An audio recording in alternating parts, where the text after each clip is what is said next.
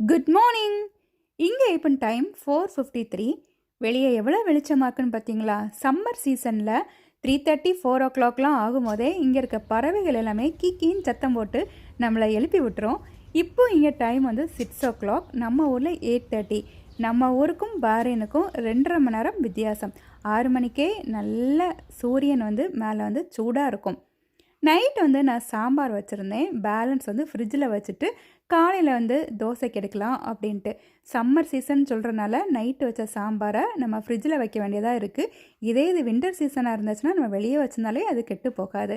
ஆனால் நேற்று வச்ச சாம்பாரில் மேலே மல்லி இலையை வெட்டி போட்டு புதுசாக காலையில் வச்ச சாம்பார் மாதிரியே ஆக்கிட்டேன். இந்த டெக்னிக் நல்லா இருக்குல்ல? சேவ் பண்ணி வச்சுக்கிடுங்க உங்கள் பிரெயினில். எப்போவாவது உங்களுக்கு எமர்ஜென்சியில் யூஸ் ஆகும். பழைய சாம்பாரை நீங்கள் வச்சுக்கிட்டு புது சாம்பார் மாதிரியே மல்லி இலையை போட்டு யாராவது வீட்டுக்கு வந்தால் கூட வீட்டில் உள்ளவங்களுக்கும் கொடுத்துடலாம்.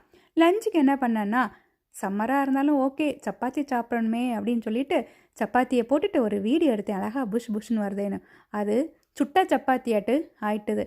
சரி, ஓகே, வேறு என்ன பண்ண அப்படின்ட்டு அதையும் வீடியோ எடுப்போம். ஏன் நம்ம புஷ்னு வந்தது மட்டும் தான் எடுக்கணுமா, இதுவும் எடுப்போன்னு அதையும் எடுத்துகிட்டு நான் சப்பாத்தியில் வளர்க்க மாட்டேன். ஆலிவ் ஆயில் போட்டுட்டு ஒரு கசக்குவேன். அப்போ அது பயங்கர சாஃப்டாகிட்டு இருக்கும். சில நாள் பட்டர் போடுவேன், சில நாள் கீ போடுவேன். என்ன தோணுதோ அது போடு. இதுதான் போடணும்னு கிடையாது, எதை தோணுதோ அதை போட்டுக்குவேன். நான் எலக்ட்ரிக் ரைஸ் குக்கரில் நான் சிக்கன் குழம்பு எப்படி பண்ணணும் அப்படின்னு நான் ஷேர் பண்ணியிருந்தேன்னா, சம்மர் சீசன்லலாம் இந்த மாதிரி எலக்ட்ரிக் ரைஸ் குக்கர்லலாம் சமைக்கிறது ரொம்ப ஈஸியாக இருக்கும். பேச்சுலர்ஸ்க்கும் இது வந்து ஈஸியாக சமைக்கலாம்.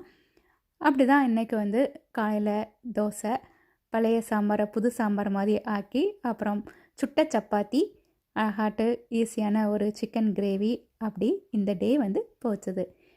எப்படி இருந்துச்சுன்னு சொல்லுங்கள். தேங்க்யூ.